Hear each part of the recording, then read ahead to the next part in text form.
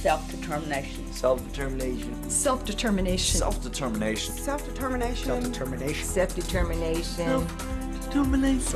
Self-determination. Self-determination. Self-determination. Self-determination. Self-determination. Self-determination. Self-determination is. Self-determination is all about the freedom to choose, and it's all about all men were created equal.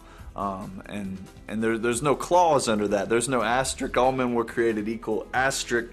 And then down here it says, except for people with disabilities. That means all people. Yes, self-determination is about all people being equal. It's also about life, liberty, and the pursuit of happiness. What sort of life will it be? And whether people will have the ability to make their own choices. Self-determination in where you want to live. Self-determination in public transportation. And I'm sitting here wondering, why are we still having to fight for this? We don't want anything special. We just want the right to live life the way that typical people live it. I think there's a lot that we take for granted in our own lives, that we can choose where to live, what kind of community we want to live in. We can choose where to work and when to work and how much to work. Within reason, and we can choose who our friends are and what we want to do with our free time. And I think a lot of people with disabilities don't have those choices, or there are barriers in their way. And that's what self-determination is about, is trying to figure out how to have the same rights as everybody else has and the resources to be able to live the life that you want to live. Some approach the issue somewhat tongue-in-cheek, but it is a serious matter. I jokingly say self-determination is getting up in the morning and eating a bowl of cereal. What I mean by that is it's self-directed services. You manage your own budget. It's all about yourself rather than the advisors around you. You're making the decisions. And they're kind of the middleman to just guide you, really. They don't direct anything. Self-determination is the person calling all the shots. One of my responsibilities does entail spreading the philosophy of self-determination and getting people truly to understand its ultimate assertion that we as people with disabilities can and must determine the course of our own lives, and that we must do so within the context of having real choices and having more of an ability to have control over the choices that are available to us, rather than having limited options that really limit our success. The fight for self-determination has a lot to do with changing attitudes. The biggest battle is, to me, is mindset. People still do not grasp that full understanding that persons with disabilities, no matter what the disability is, no matter how severe that disability is, they still deserve the right at reaching their full potential in life. Whatever that full potential may be, society should try to help them reach it. For so many years, society has looked at people with disabilities as people that needed help, that needed assistance. I think we are beginning to understand now that people with disabilities can be, are, must be contributing valued members of our communities, that people with disabilities have as much to offer our communities as any of us have to offer back. And it is that mutual reciprocity, that full citizenship, that I think is the wind underneath the wings of this movement. The calls for equal rights and greater freedom for people with disabilities continue to grow, but policy changes are needed to achieve these rights and freedoms. Thomas Nearney, a pioneering force for self-determination, sees that government must adopt some new approaches. We're looking at a system, a Medicaid-funded system, that this year will spend, between federal and state dollars, somewhat over $310 billion. Most of that money being spent in ways that don't meet the aspirations of people who are being served, where they lack the elementary freedoms that we take for granted, control over their own life, and being able to live in the community and support it in ways that are unique for them.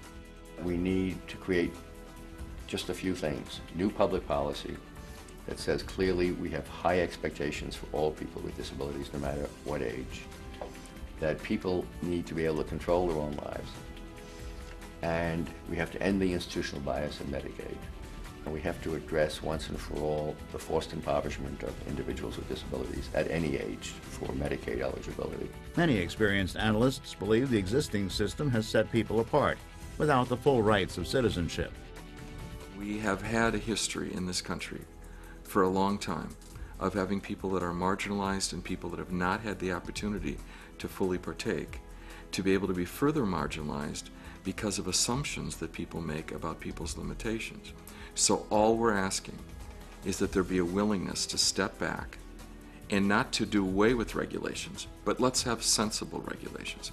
Not to give money without strings, but making sure that the strings are not strangulation cords. What we're asking for is simply to do stuff that makes sense, because a lot of what the federal government is doing in Medicaid is spending unnecessary money in facilities that people don't want to be in, with not getting the outcomes.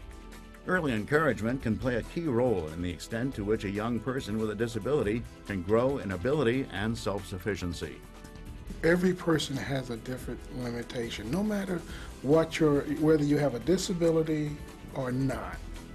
You know, your potential is up to you.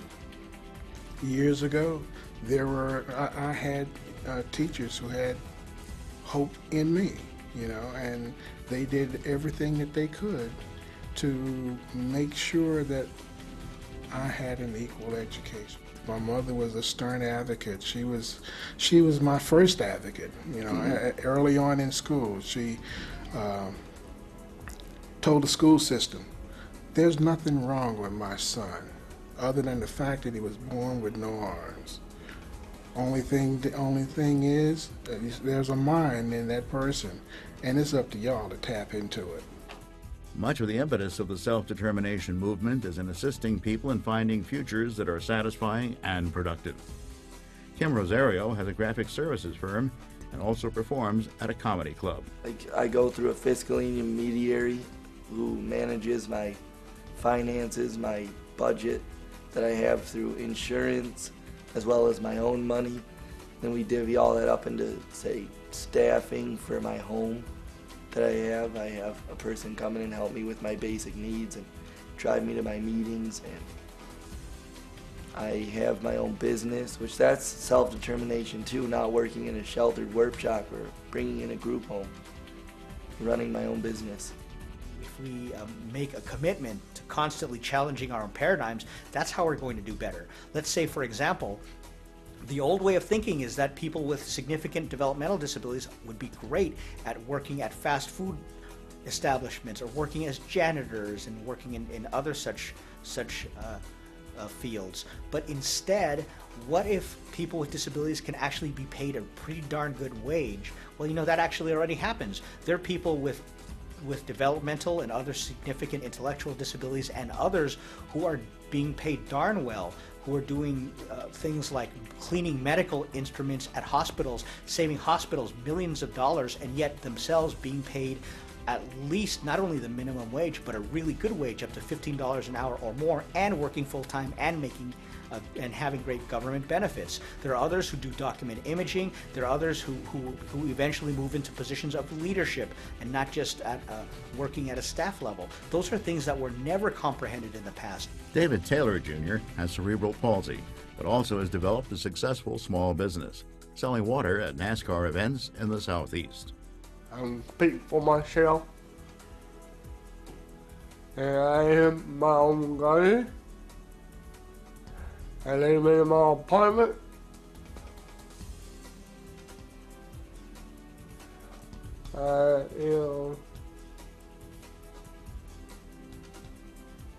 Sell a bottle of water.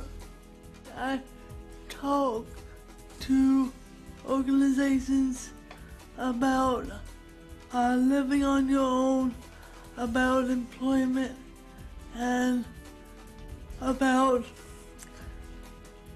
basically all the things that a person with a disability would have to struggle through because I myself have been there.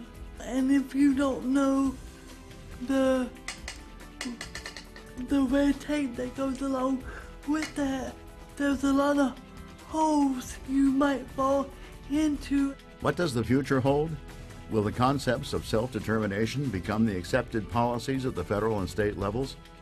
Some leaders of the movement, such as Tom Nearney, say reform of programs for people with disabilities, the elderly, and others needing help must be pursued now.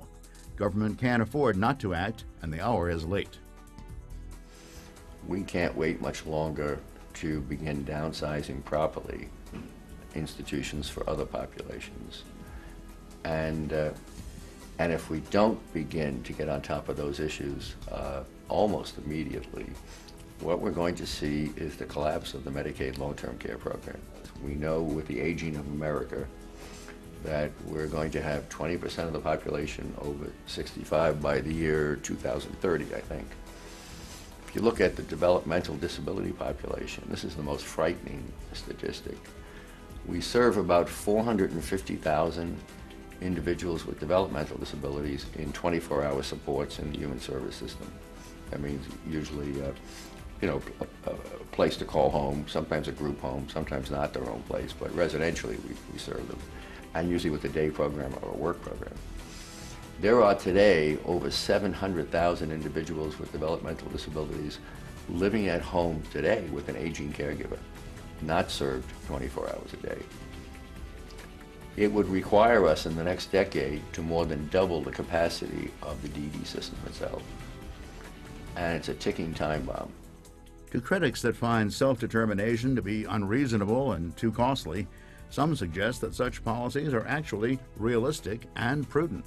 Self-determination is fundamentally pragmatic. It is practical. People with disabilities are experts about their own lives. If you want to make the best use of the resources that are available, you'll ask people, what would you do if you had control over these resources? Their ideas, their insights, I think, can make a much more cost-effective use of the resources that we've got, and that's pragmatic. Not only is self-determination practical, it provides citizens the opportunity to contribute. If I have a disability or, I have some, limiting experience in my life, and it's like, hi, my name is Mike, what do you do, Mike? Oh, nothing. I go and sit in a program all day long. Well, what do you do at the program? Oh, nothing. I sit at the program. That takes away the opportunity to feel that part of you that says, I can do something that matters. We just believe that it doesn't matter what age you are. We know that when we take grandma, who's been living at home all of her life, raising a family, helping her kids raise their kids, on all those kinds of things, and we take her out of that place of purpose and value, and we move her into a nursing home as an example. And she loses her vision, she loses her purpose. We know what happens to her health. It goes down. She's much likely to die faster in that nursing home than she is in her own home. That everybody should have that opportunity to be able to experience that sense of, I have a reason to be alive. While issues of rights as citizens and sound government policy are priorities, the ability to experience a full life in the community cannot be ignored. People are happiest and feel most fulfilled, not when they get, but when they give. And when we don't allow people with disabilities to be able to be part of the fabric and the community and the mosaic of life, what we're saying is you're going to be a consumer for the rest of your life. You're going to consume rather than give. And we're denying people not only their birthright, but we're also denying people the opportunity to contribute. And it's the contribution that makes society better. Giving people a brighter future is the ultimate goal. It's important for everybody to have positive expectations about what the future is. And if anyone's beliefs happen to be limited, to then, for those individuals to meet examples of true success, so that way the individuals with limited expectations can ultimately broaden their own horizons. And as they broaden their own horizons, they can share that with their colleagues and with others they know, so that way it'll have a ripple effect in the broader world. While there are still other chapters to be written in the self-determination saga, a rising tide of sentiment appears to be fostering a new era of opportunity for people with disabilities. This era will be one where people with disabilities are able to live complete lives, full lives in the communities of their choosing, with equal opportunities for life, liberty, and the pursuit of happiness. This is self-determination.